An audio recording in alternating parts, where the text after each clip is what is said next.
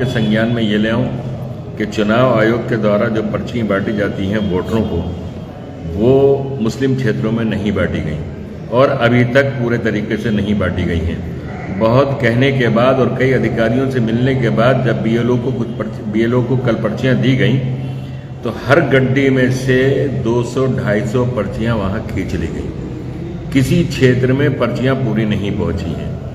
ये बड़ा गंभीर अपराध है जो रामपुर का प्रशासन कर रहा है। दूसरी बात यह है कि रामपुर के पुलिस प्रशासन ने दूसरे जनपदों की पुलिस और पीएसी इत्यादि बुलाकर इतनी संख्या में रामपुर में पुलिस इकट्ठी कर ली है, जो चुनाव आयोग के एक चुनाव को संपन्न कराने के लिए पुलिस के जो मानक हैं ड्यूटी के, उससे जितनी होना चाहिए चुनाव आयोग के मानकों के अनुसार, उससे कम से कम 20 गुना पुलिस यहाँ मौजूद है रामपुर के अंदर। और इनका ये प्रोग्राम है कि चौराहों पर और गलियों के नुक्कड़ों पर लगाकर लोगों को भयभीत किया जाए और मतदान तक स्थल तक न पहुँचने दिया जाए।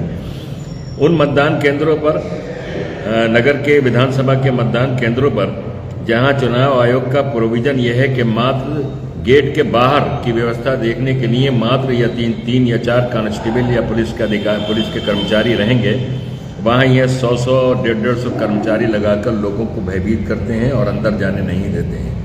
अंदर की व्यवस्था पैरामिलिट्री देखती है, जिस पर हमें पूरा विश्वास है, लेकिन ये पैरामिलिट्री को वहाँ तक पहुँचने ही नहीं देते हैं। गेट के बाहर गेट को घेर कर खड़े हो जाते हैं और कभी सरकारी पर्ची न होने पर, कभी आधार कार्ड न होने पर, या कभी वैसे ही लोगों को भगा देते हैं, जिसकी वजह से गत लोकसभा चुनाव में भी मात्र 9 से 20% तक मतदान शहर के बूथों पर हुआ था। चौराहों गलियों में लगाकर लोगों को रोके जाने की साजिश हो रही है। बीजेपी के फर्जी वोट डालने की साजिश हो रही है।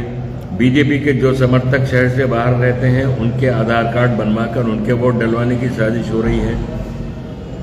ये सब साजिशें रची जा रही हैं ताकि एक पार्टी विशेष को जिताने का ठेका रामपुर की पुलिस ने ले लिया है। समाजवादी पार्टी के कार्यकर्ताओं को चुनाव प्रक्रिया से अलग करने, उनको आतंकित करने, उनके घरों पर दबिश देने, उनको धमकी देने, उनको गिरफ्तार करने, उन्हें रात को घर से उठाने का क्रम मुस्तकिल जारी है पूरे विधानसभा क्षेत्र के थानों में। तो पुलिस की ये नियत बड़ा गंभीर अपराध है। हम माननीय प्रेक्षक महोदय से, माननीय जिला निर्वाचन अधिकारी जो जिलाधिकारी हैं उनसे और पुलिस अधीक्षक से भी ये गुजारिश करते हैं कि वो चुनाव प्रक्रिया को प्रभावित करने की साजिशों को कामयाब न होने दें, उन्हें रोकें, किसी पार्टी विशेष का चुनाव न लड़ाएं, चुनाव को चुनाव रहने दें। ऐसा न हो कि पुलिस लोगों पर इतना जुल्म किया जाए कि उन्हें मतदान भी न करने दिया जाए। मतदान करना हर नागरिक का कानूनी हक है, जिसका आधार कार्ड में नाम है और उसके बाद वो शख्स वही है ये साबित करने के लिए उसके पास कोई एक आईडी भी है, जिसमें सबसे महत्वपूर्ण आधार कार्ड है, वो वोट डालने का पात्र है। उसकी आईडी जो लाया है वो असली है, नकली है, सही है, नहीं है, गलत है, क्या है, ये चेक करना प्रिजाइडिंग अफसर का काम है। गेट पर खड़े होकर किसी पुलिस कर्मचारी को ये हक नहीं है कि वो किसी की आईडी चेक करे। लिहाजा हम अपील करते हैं प्रेक्षक महोदय से भी, चुनाव आयोग से भी, कि इन बातों का संज्ञान ले और रामपुर का विधानसभा के उपचुनाव को भयमुक्त माहौल में निष्पक्ष रूप से संपन्न कराएं। सर, ऐसे जो भारतीय जनता पार्टी के वो हैं प्रत्याशी, वो बता रहे हैं कि वो जब हार हो रही तब इस तरीके की बात कर रहे हैं। कभी हारी है समाजवादी पार्टी 37 विधानसभा से? वो तो अपनी हार बचाने के लिए सत्तारूढ़ पार्टी और पुलिस का सहारा लेने की कोशिश कर रहे हैं। लेकिन वो ये तो परंपरागत सीट है समाजवादी पार्टी। तो वो कह रहे हैं अब ये नहीं रहने वाली। पुलिस के बल पर ये कह रहे हैं, लेकिन ऐसा होना नहीं है। ये तो जनता फैसला करेगी। जनता आजम खान के साथ कल भी थी, आज भी है, उन्हीं को चाहती है। लेकिन बीती रात तमाम औरतों ने वहाँ शिकायत भी की है, मुकदमा भी दर्ज। ये तो पुलिस का षड्यंत्र है। हमेशा किसी को लाके पुलिस ने मुकदमा कराया है, कोई नई बात नहीं। आजम खान के खिलाफ और क्या है, फर्जी मुकदमे तो नहीं। अभी तक उनका कोई बयान भी नहीं आया इस मुकदमे पर। तो ये तो वो बताएंगे बयान की इसमें क्या जरूरत है, नहीं है।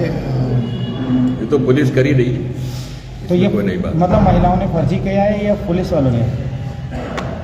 देखिए, पुलिस ने किस बात को, जब पुलिस किताब चोरी का, बल्कि किताब डकैती का, फर्नीचर डकैती का, बकरी का, गाय का, भैंस का, इसका मुकदमा करा सकती है, तो ये तो पुलिस के है सब, उसके आप देख रहे हैं। 4 मेरी पुलिस के अधिकारियों से बात हुई है, वो कह रहे हैं वो औरतें आई थी शिकायत लेकर के, वीडियो लेकर। हाँ, तो उनके पास तो कोई ना कोई आते हैं ना, जब भी तो मुकदमा करते हैं। किसान आए थे उनके पास, और जो मुकदमे हैं उसमें भी तो कुछ लोग आए थे ना, तो पुलिस को कोई दिक्कत थोड़ी है, पुलिस के पास तो लोग हैं। की सूची जारी कर दी गई है, जबकि मॉडल कोड ऑफ कंडक्ट लगा हुआ है, ऐसे में क्या इसको ठीक मानते हैं? अब ये तो आप उनसे पूछें सत्तारूढ़ पार्टी से, क्या ये ठीक है? इस चुनाव आचार संहिता में मुख्यमंत्री जी घोषणाएं कर गए, ये सही है? ये कानूनी चीज है, तो वो कानून है ही कहाँ?